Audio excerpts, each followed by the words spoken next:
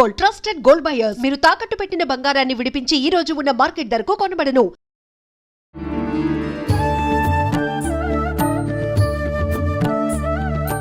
నమస్కారం, welcome to I dream. ధర్మ మార్గం విత్ విజిత కార్యక్రమానికి స్వాగతం. ప్రస్తుతం మనతో పాటు ఉన్నారు శ్రీ శ్రీ శ్రీ ఆనంద శివకామేశ్వరి సన్నిధానం వ్యవస్థాపకురాలు శివకామేశ్వరి ఆనందమయ్య అమ్మగారు. ఇప్పుడు వారితో మాట్లాడి మరిన్ని విషయాలు తెలుసుకుందాం. అమ్మ నమస్తే. అమ్మ, నాగుల చవితి కార్తీక మాసంలో వచ్చే ఈ చవితిని ఖచ్చితంగా అందరూ కూడా జరుపుకుంటారు. అంటే ఎక్కువగా సంతానం లేనివారు, వివాహానికి సంబంధించిన ఇబ్బందులు ఉన్నవారు ఎక్కువగా ఈ పూజలు ఆరాధనలు చెయ్యాలి అని అంటూ ఉంటారు. కానీ ఇది ప్రతి ఒక్కరికి అవసరమైన ఒక విధానమే. ఈ నాగుల చవితి రోజు పుట్టలో పాలు పోయడం కానివ్వండి.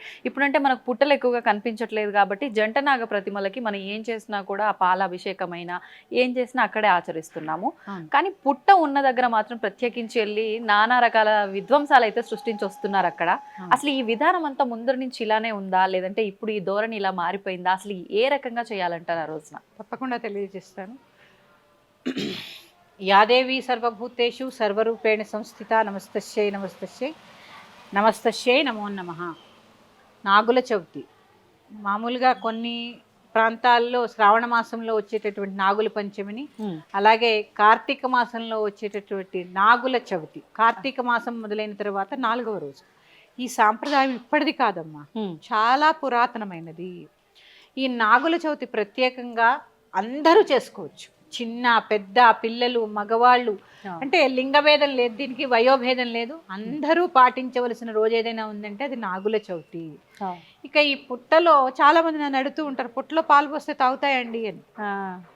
భక్తిగా పోసి చూడు, భక్తిగా పోస్తే నిజంగా తాగుతాయమ్మా. పోసి చూస్తే కదా. అలా అని ఇక్కడ మీరు అన్నారు కదా విధ్వంసం సృష్టిస్తున్నారు. నిజంగా పుట్టల దగ్గర విధ్వంసమే సృష్టిస్తున్నారు. తోసేసుకుంటారు. ఒక భక్తి పాడు ఉండదు. నేను ముందంటే నేను ముందు, నేను ముందు, ఇదే సరిపోతుంది. అక్కడ కూడా దీపారాధన చేయాలి, సంకల్పం చెప్పుకోవాలి, షోడశోపచార పూజ చేయాలి. అప్పుడు ఇన్ని పాలు మాత్రమే సమర్పించాలి. ప్యాకెట్ చింపేసి మొత్తం పోసేస్తారు. చాలా తప్పండి, చాలా తప్పు. ఎందుకంటే అక్కడ లోపల నిజంగానే సర్పం ఉందండి. పుట్టలు ఎక్కడో అరుదుగా ఉన్నాయి. మీరు ఇలా పోసేస్తే లోపలంతా బురదైపోతే ఎలా తిరుగుతుందండి సర్పం? ఒకసారి ఆలోచించండి. శాస్త్రానికి కొద్దిగా అందులో పోసి బయట జంట నాగులు ఉంటాయి కదమ్మా, వాటికి పోయండి. చక్కగా క్యూ పద్ధతి పాటించి ఒకటి తర్వాత ఒకళ్ళు. ఎందుకంటే అందరూ పూజ చేసుకోవాలి కదా.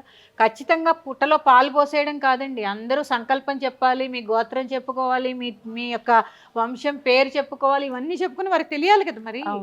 అందుకని చక్కగా తెలియచేసి దీపారాధన చేసుకుని, ఆవు నేతితో దీపారాధన చేసి, పుట్టలో చక్కగా కొద్దిగా పాలు పోసి ఆ ప్రాంతాన్ని శుభ్రం చేసి ముగ్గు పెట్టి నువ్వులు బెల్లం కలిపినటువంటి చిమ్మిలి పదార్థాన్ని నివేదన చేసి, చలిమిడి కూడా చేస్తారు చాలా ప్రాంతాలు.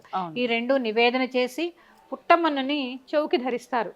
ఇక్కడ నాభి దగ్గర, ఇక్కడ పుట్టమన్ను అంత శ్రేష్టమ్మ. పుట్టమన్ను ధరిస్తే సర్పదోషాలంటే ఎక్కువగా ఎలా కనిపిస్తాయి? చర్మ వ్యాధుల్లో, సంతానోత్పత్తికి ఇవే కదా. అందుకని ఆ పుట్టమన్ను సర్పాలు తిరిగేటటువంటి ప్రాంతం కాబట్టి ఆ మన్ను నీ చెవుకి ధరిస్తే చెవుపోటు కూడా రాదని చెప్తూ ఉంటారు.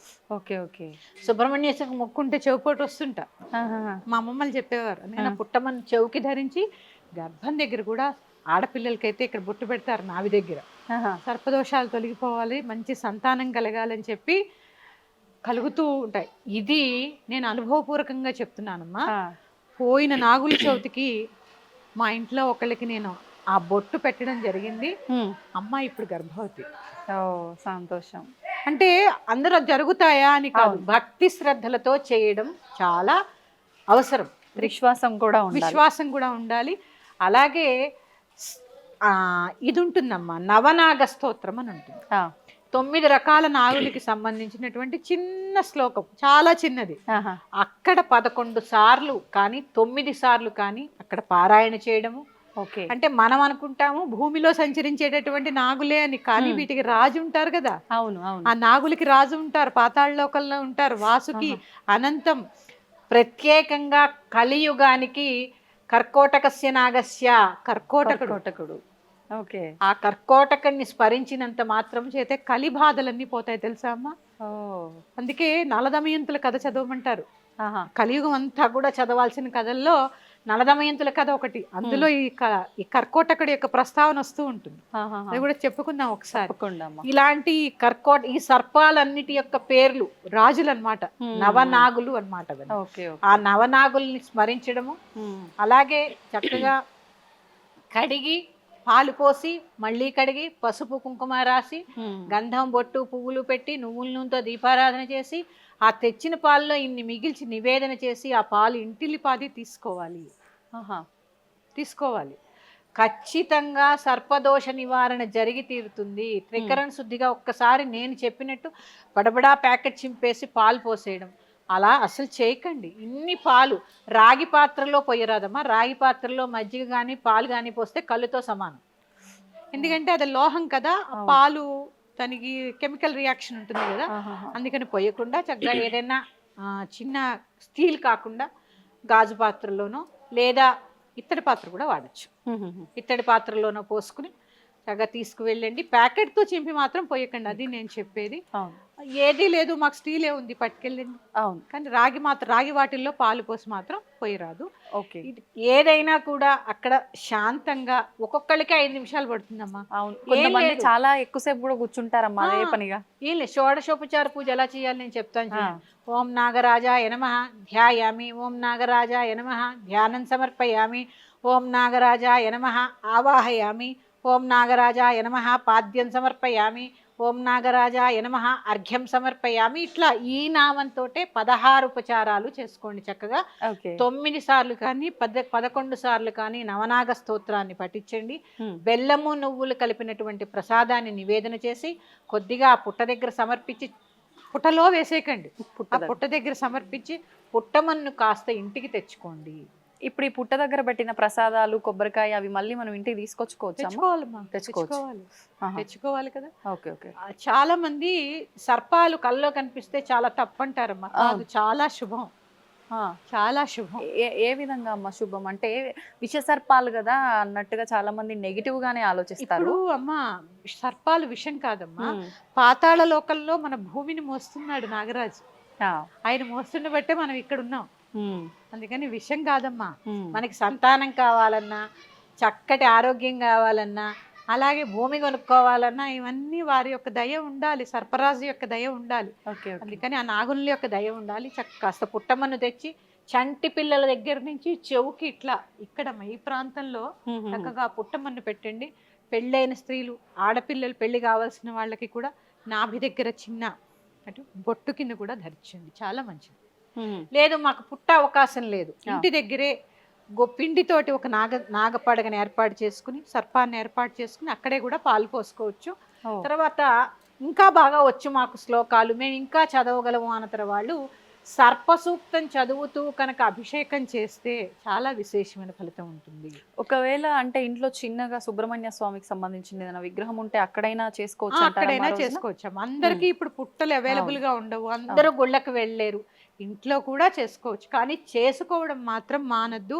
దీనికి ఆనవాయితీ ఏం లేదమ్మా, అందరూ చేసుకోండి, అందరూ చేసుకోండి, చాలా మంచిది. ఇంకా చెప్పాలి అంటే ఇంకొక విశేషం చెప్తానమ్మా. దీంట్లో మాకు సర్పదోషం ఉంది, సంతానం కలగట్లేదు అన్నవారు ఇంత పుట్టమన్ను తెచ్చుకుని చిన్న మాత్రల్లో 3 మాత్రలు చేసి మింగండి. శుభ్రమైన మట్టిని తెచ్చుకుని 2 మాత్రలు చేసి మింగండి అవి ఆ పుట్టమన్నుని. అది అంటే మరి పుట్ట లోపల చేపెట్టేసి తీయకుండా దొరికిన మన్నుని కాస్త శాస్త్రానికి చిన్న చిన్న ఉండలు చేసుకుని 2 ఉండలు మింగండి. పుట్ట దగ్గర ఎట్టి పరిస్థితుల్లో క్రాకర్స్ కాల్చద్దు. ఎందుకంటే అమ్మా వాటికి వేడి అన్నా, అగ్ని అన్నా, చప్పుడన్నా చాలా భయం జంతువులకి కదా. అందుకని అలాంటి పనులు చేయకండి. కొంతమంది గుడ్లు పోసేస్తూ ఉంటారు. ఇప్పుడు నేను చెప్పాను, కార్తీక మాసం అంటేనే సాత్వికమైన ఆరాధన, సాత్వికమైన భోజనం. మళ్ళీ కోడిగుడ్లు ఎందుకమ్మా వాటికి? అందులోనూ టెంపుల్లో ఉన్న పుట్టల దగ్గర కూడా గుడ్లు మోసుకొని పోతారు. ఇది ఇక్కడ అదో పెద్ద అఘాయిత్యం అనే చెప్పాలి. మీ ధైర్యానికి మెచ్చుకోవాలి. దేవాలయాల్లోకి గుడ్లు తీసుకెళ్తున్న మీ ధైర్యానికి మెచ్చుకోవాలి. అందుకని గుడ్లు వేయకండి అమ్మా. చక్కగా పుట్టలో పాలు పోయమని చెప్పారు కానీ గుడ్లు పోయమని చెప్పలేదు మిమ్మల్ని. ఆ రోజున ఉపవాసం కూడా ఉండాలమ్మా. ఉంటారు. తరిగిన కూర తినకూడదు ఆ రోజు. ఉపవాసం ఉండలేని వాళ్ళు చాకుతో కోసినటువంటి పదార్థాలని తినకూడదు. కోయకుండా చేసే ఏముంటాయమ్మా అసలు? గిల్లి టమాటా పప్పు చేసుకోండి, చక్కగా పూరి చేసుకోండి, పాయసం చేసుకోండి, ఇవి కూడా తినొచ్చు కదా ఉపవాసం ఉండి. మధ్యాహ్నం ఒక్క పూటే భోజనం చేయాలమ్మా, ఉదయము రాత్రి కూడా ఏమీ తినకూడదు. ఇంకా మీరు ఓపికంటే నైవేద్యం పెట్టినటువంటి చిమ్మిలి అలాగే చలివిడి ఇవి తిని ఉండొచ్చు. పిల్లలు కావాలనుకున్న వాళ్ళు, సర్పదోషం ఉన్నవాళ్ళు, సంతానాభివృద్ధి కోరేవారు కూడా, పిల్లలున్న ప్రతి ఒక్క తల్లిదండ్రులు, మళ్ళీ దీనికి కూడా కేవలం ఆడవాళ్లే కాదు, మగవాళ్ళు ఆడవాళ్ళు ఇద్దరు కలిసి దంపతి సమేతంగా పిల్లలతో పాటు వెళ్ళి చక్కగా పుట్టలో పాలు పోసి నమస్కారం చేసుకోండి. ప్రతి ఒక్కరూ ఈ షోడశ ఉపచార పూజ ఖచ్చితంగా చేసి తీరాలి. హడావిడిగా పోసుకోకండి. మీకు అక్కడ సమయం లేదు, ఇంట్లో పోసుకోండి చక్కగా. అందుకని చక్కగా త్రికరణ శుద్ధిగా, భక్తిగా, శుచైన వస్త్రాలు ధరించి ఈ పనులు చేయండి. తప్పక ఆ సుబ్రహ్మణ్యేశ్వరుడి యొక్క దయ మీకు లభిస్తుంది. మరి యొక్క అంశంతో మీ ముందుకు వస్తాను. శ్రీమాత్రే నమః. స్వస్తి.